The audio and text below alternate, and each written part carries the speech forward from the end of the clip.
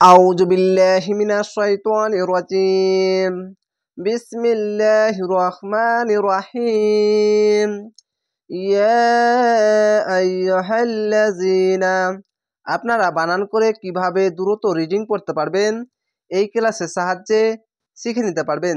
তো অবশ্যই শুরু থেকে শেষ পর্যন্ত ভিডিওটি দেখবেন।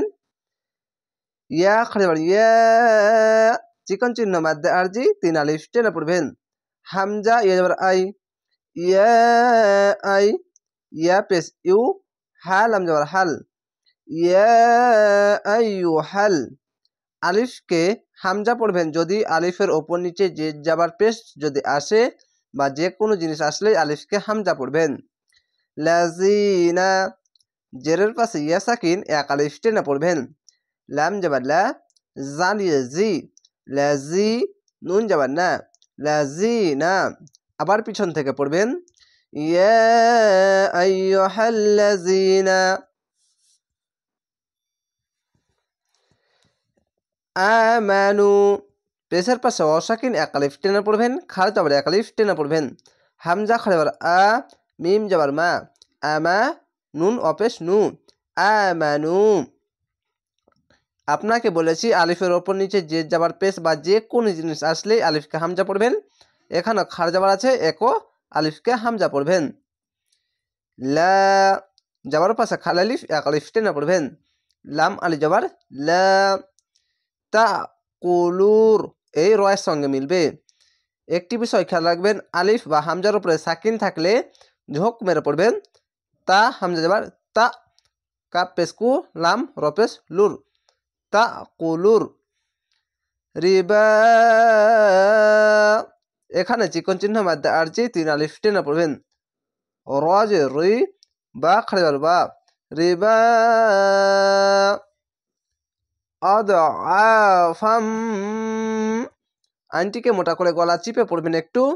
এখানে ঈদগামে বা গুন্না হামজা দদ জবর আদ আইন আলি জবর অ আদ অ ফা মিম জবর ফাম। দুই জাবার আছে, যদি দুই জাবার বা দুই পেশ বা দুই জের যদি আসে এবং তাসদিদওয়ালা অক্ষরের সাথে যদি যুক্ত হয় তাহলে একটি জাবার বা একটি জের বা একটি পেশ বাদ দিয়ে উচ্চারণ করতে হবে। আদআফাম মুদাআফাহ ফাহ এখানে তা আছে, যদি গোল তা থাকে এবং থামতে গেলে এখানে সদ আছে, এখানে থামতেও পারেন।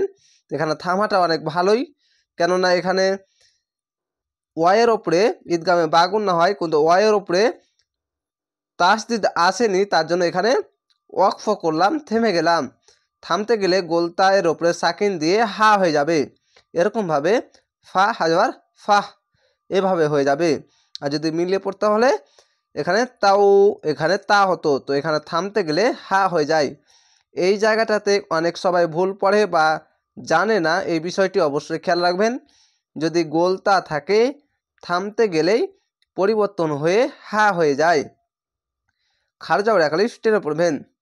মিম পেশ মু দদ খাড়া যাবার দ মু দ আইন যাবার আ মু দ আ ফা হাজার ফাহ এভাবেই পড়ে থেমে যাবেন। মু দ আ ফাহ ওয়াত্তাকুল এই লামের সঙ্গে মিলবে। ওয়া তা যাবার ওয়াত্তা যাবার তা ওয়াত্তা কফ লাম পেশ কুল ওয়াত্তাকুল।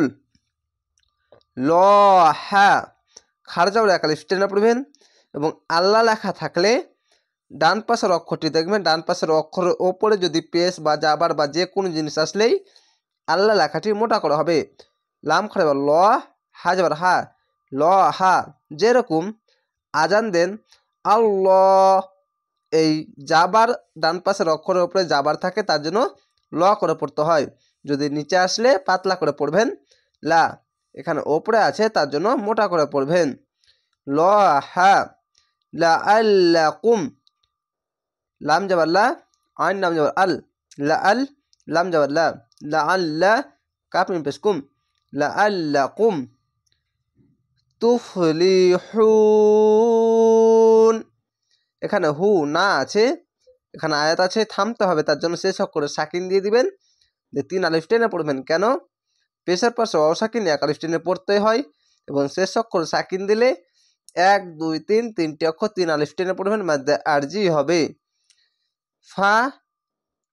ফায়ের উপরে সাকিন আছে তার জন্য তা ফাফেস তুফ লাম যে লি তুফলি হা ওয়াপেস হু তুফলিহু নুন যাবার না তুফলিহুনা তুফলিহুন। আশা করি এই ছোট্ট ভিডিওর সাহায্যে এই গুরুত্বপূর্ণ বিষয়গুলি অনেক সহজেই নিয়ম বুঝে শিখে নিতে পারছেন এবং শিখতে পারবেন। তো অবশ্যই চ্যানেলটিকে সাবস্ক্রাইব করে রাখবেন পরবর্তী ভিডিও দেখার জন্য। ভালো থাকেন, সুস্থ থাকেন। আসসালামু আলাইকুম।